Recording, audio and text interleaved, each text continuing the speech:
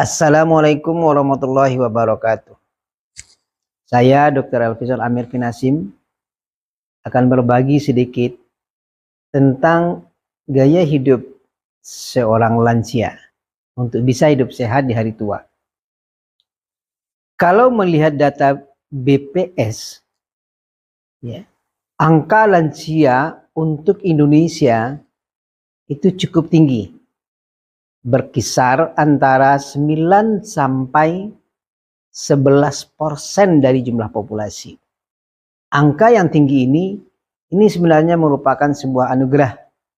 Alhamdulillah, dengan pola hidup yang lebih sehat dibandingkan pada tahun-tahun sebelumnya, maka angka harapan hidup bagi bangsa Indonesia meningkat.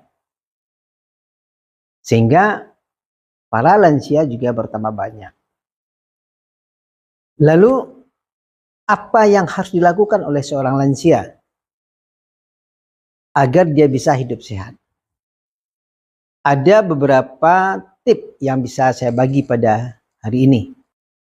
Pertama, hindari memakan makanan yang mengandung lemak jenuh. Nah, kenapa lemak jenuh harus dihindari? Karena lemak jenuh ini kalau kita banyak memakannya, maka risikonya adalah kolesterol akan naik. Dan tentu saja nanti akibatnya plak-plak di pembuluh darah akan bertambah. Dengan banyaknya plak di pembuluh darah, maka ini punya resiko bisa terjadinya penyumbatan pada pembuluh darah yang lebih kecil. Yang kedua, makanan karbohidrat dikurangi. Makan karbohidrat secukupnya, sesuai dengan kebutuhan. Kenapa? Kalau karbohidrat lebih banyak kita makan, maka dia nanti akan disimpan oleh tubuh dalam bentuk lemak. Nah, sehingga nanti kadar trigliserida kita akan tinggi di dalam darah. Dan kemudian juga perut akan menjadi buncit pada laki-laki karena disimpan kebanyakan adalah pada lemak perut. Dan kemudian pada wanita itu di daerah panggulnya. Yang ketiga, perbanyak makan daun-daunan atau sayur-sayuran.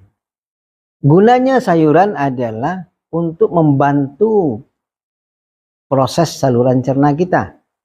Dengan memakan sayuran yang cukup, maka BAB kita akan menjadi lembut. Sehingga penyakit-penyakit saluran cerna bisa dihindari. Pada seorang lansia, semua organ kita mengalami penurunan fungsi secara serentak, suka atau tidak suka. Termasuk saluran cerna pun juga mengalami penurunan fungsi. Sehingga untuk itu perlu dia dibantu dengan memakan serat yang cukup. Yang keempat, itu adalah rajin memakan buah-buahan yang mengandung vitamin C. Contohnya seperti mangga, jeruk, buah pir, dan lain sebagainya. Kenapa? Karena vitamin C ini merupakan antioksidan yang akan membantu atau menjaga pembuluh darah kita itu untuk tetap baik. Yang kelima, makan makanan dari ikan-ikanan. Tak peduli apakah ikan itu dari laut atau ikan sungai.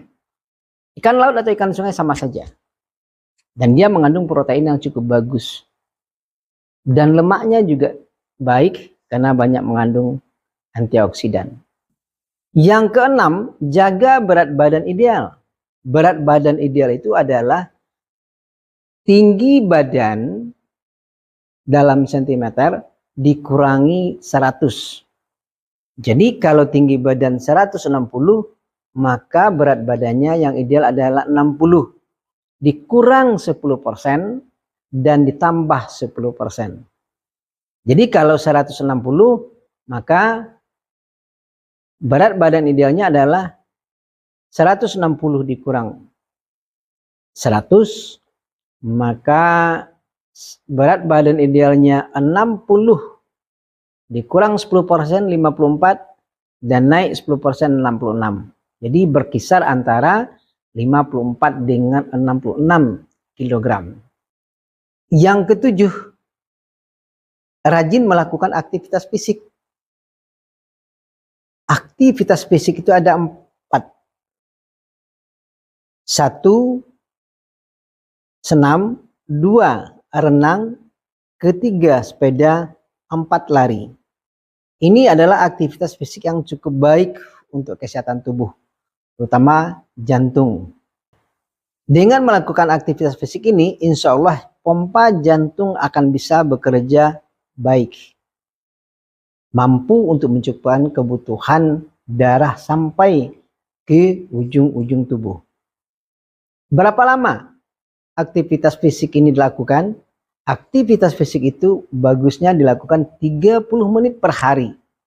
Setidaknya 150 menit per minggu. Yang kedelapan, hindari rokok. Rokok bukan hanya sekedar berhenti merokok, tapi juga hindari asap rokok yang ditimbulkan oleh orang-orang di sekitar kita. Dan yang kesembilan, jauhi alkohol. Karena alkohol lebih banyak mudarat daripada manfaatnya. Demikian tips saya pada kali ini. Semoga bisa bermanfaat. Assalamualaikum warahmatullahi wabarakatuh.